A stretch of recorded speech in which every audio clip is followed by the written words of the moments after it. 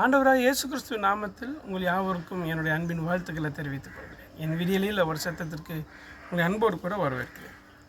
பிலிப்பியரின் புஸ்தகம் 4வது அதிகாரம் 13வது வசனம். என்னை பலப்படுத்துகிற கிறிஸ்துவினாலே எல்லாவற்றையும் செய்ய எனக்கு பலன் உண்டு.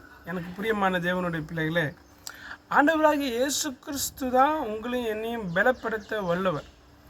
அவர் நம்மளை பலப்படுத்தும் போது இந்த பூமிக்குரிய சகல காரியங்களையும் செய்வதற்கான பலனை அவர் நமக்கு தர வல்லவராக இருக்கிறார். அதுதான் பவுல் சொல்கிறார், என்னை பலப்படுத்துகிற கிறிஸ்து.